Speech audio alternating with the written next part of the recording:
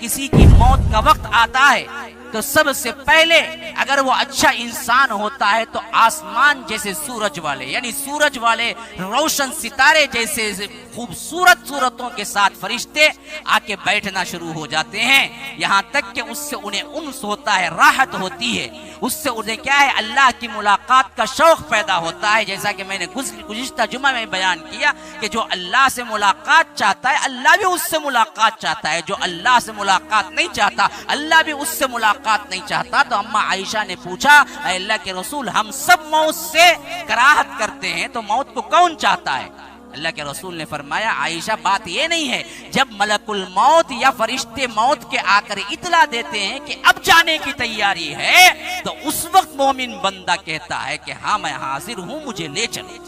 خوشی محسوس کرتا ہے۔ اگر وہی کافر اور منافق ہوتا ہے تو وہ دراصل تنگی محسوس کرتا ہے اور بھاگنا شروع کرتا ہے۔ اس وقت موت تو ٹالے نہیں ٹلتی لیکن اس کی کیفیت کی درد مندی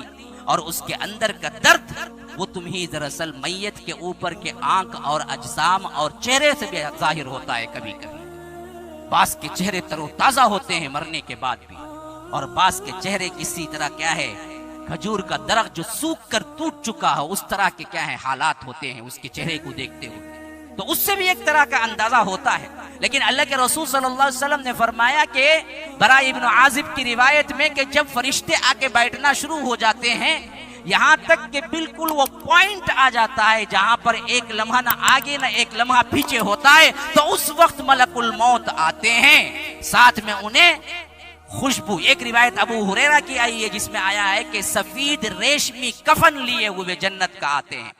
دوسری روایت میں آیا ہے کہ خوشبو لیے ہوئے آتے ہیں اور ساتھ میں کفن لیے ہوئے آتے ہیں، اور آخری الفاظ ملک الموت وہاں پر کہتے ہیں آ کر اے بہترین پاکیزہ پسندیدہ روح نکل، بس یہ کہنا تھا کہ روح نکلنا شروع ہو جاتی ہے، اور اس کی کیفیت اگر عالم میں آپ تصور کریں تو اللہ کے رسول نے مثال دی جیسے مشکیزے کا ڈھکنا کھل جائے اور اس میں سے پانی اڈھیل دے تو اگر ایک قطرہ پانی بھی ہوگا تو کتنی آسانی سے آ جائے گا، اس طرح اس جسم کے قید خانے سے روح اتنی آسانی سے نکل جاتی ہے، کوئی تکلیف نہیں۔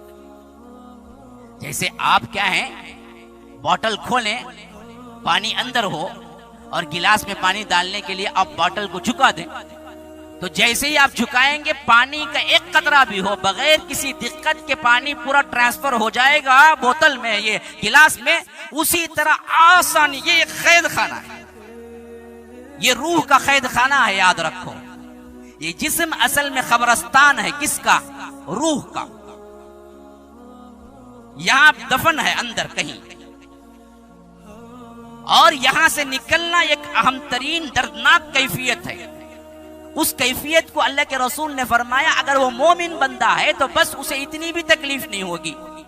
جیسے مشکیزے میں سے پانی نکل جاتا ہے اس طرح بالکل بھی کیا ہے وہ بس ملک الموت بلائیں کہ رب تمہاری روح کو بلاتا ہے نکل اے پاکیزہ روح، تو نہ اس کو بچوں کی پرواہ ہے، نہ بیوی کی پرواہ ہے، نہ مال کی پرواہ ہے، نہ دنیا کی پرواہ ہے، نہ ایئر کنڈیشن روم کی پرواہ ہے، نہ کمائی کی، وہ تو کہتا یہ سب کچھ میں کر رہا تھا لیکن ساتھ میں رب کو نہیں بھولا، اگر رب نے اب یاد کیا ہے چلو میں ابھی نکلتا ہوں، خوشی خوشی نکل کے آ جاتا ہے اور اسے کوئی درد نہیں ہوتا،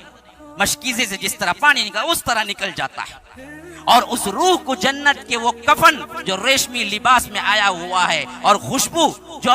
جنت سے آئی ہوئی ہے اس میں لپیٹ کر فرشتے بڑے ادب و احترام سے اپنے ہاتھوں میں لیتے ہیں۔ اللہ کے رسول کے پلک جھپکنے کا وقفہ نہیں ہوتا، ایک ہاتھ سے دوسرا دوسرا تیسرا چوتھا فرشتہ دیتے دیتے دیتے یہاں تک کہ آسمان تک پہنچ جاتا ہے، اور آسمان کے دروازہ کھٹکھٹاتا ہے وہ فرشتہ جو اس روح کو لے کے گیا ہے، تو آسمان کا فرشتہ پوچھتا ہے کس کو لے کے آئے، کیونکہ ہر کس و ناکس کو تو دروازے نہیں کھولے جاتے نا جی، یہ تو آسمان کے فرشتے، آسمان کے دروازے ہیں۔ زمین کے محلات بھی اگر کوئی کیا ہے اہم ترین محل ہے تو دروازہ نہیں کھولتا جب تک کہ پوچھتا نہیں کہ کون ہے، تو آسمان کے دروازے ایسے ویسے کو کیسے کھل جائیں گے، تو پوچھا جاتا ہے کون ہے،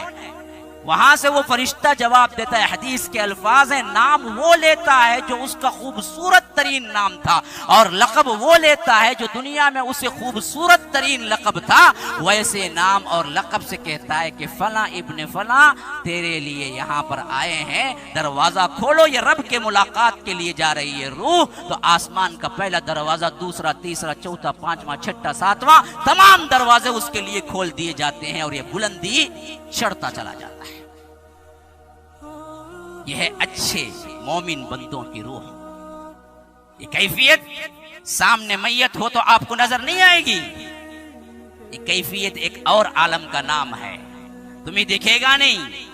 ابھی موت ہوئی ہے باپ کی، بیٹا بیٹھا رو رہا ہے، لیکن اس کیفیت میں باپ پر کیا بیت رہی ہے، اس کی روح کے ساتھ کیا ہو رہا ہے، آپ کو نہیں آئے گا اس دنیا میں رہتے ہوئے تصور۔ لیکن حدیث آپ کو بتا رہی کہ یہ ہو رہا ہے۔ اگر ایمان اللہ کے رسول صلی اللہ علیہ وسلم پر تو یقین رکھو، اور چاہو کہ ایسا ہی معاملہ ہم سب کے ساتھ۔ تو اس کے لیے خالی خلی دعوے نہیں ہیں، عمل کی ضرورت ہے، عمل کی پہم ضرورت ہے، تب کہیں جا کے یہ موقع ملتا ہے، ورنہ تو بڑا کٹھن مرحلہ ہے۔ دوسری طرف اس کو بھی سن لو، اللہ کے رسول صلی اللہ علیہ وسلم کہتے ہیں، اما الکافر والمنافق، یا کمزور ایمان والا، برائی کرنے والا، دغاباز، دھوکے باز، مشرک، کافر، ملحد، منافق، اگر اس کی روح قبض کرنے کا موقع آتا ہے، سخت ترین، سیاہ ترین، کرس ترین ایسا چہرہ دیکھے تو ڈر جائیں، اس طرح کے فرشتے آ کے بیٹھنا شروع کر لیتے ہیں قریب، یہاں تک کہ آخری وہ لمحہ آ جاتا ہے جہاں سے اس کی روح کو نکالنا ہوتا ہے، تو ملک الموت بھی پہنچ جاتے ہیں اور کہتے ہیں کہ اے خبیث روح نکل، چھپتی پھرتی تھی نا، اب جسم سے نکل۔ پھر اللہ کے رسول اس نکلنے کی کیفیت کو بیان کرتے ہوئے کہتے ہیں کہ ململ کا کپڑا، جو کہ ہم کیا کہہ سکتے ہیں، جس کو چادر کا کپڑا کہہ لیجئے، اگر کسی کانٹے دار درخت پر ڈال دیا جائے اور اس سے اس کو کھینچا جائے تو جس طرح الگ الگ ایک تاغا نکل کر الگ الگ آئے گا، اس طرح اس کے جسم سے الگ الگ ٹکڑے ہو کر رگوں کے اندر درد دے دے کر یہ روح نکلنا شروع ہوتی ہے۔ بعض جگہ تو قرآن ذکر کرتا ہے کہ فَأَلْقَوْا السَّلَمَ مَا كُنَّا نَعْمَلْ مِنْ سُوءٍ، جو برائی کیا تھا اس کی وجہ سے وہ اندر ہی اندر چھپتا پھرے گا، روح نکالنے کے لیے تیار نہیں ہوگا، تو اللہ تبارک و تعالی کہتا ہے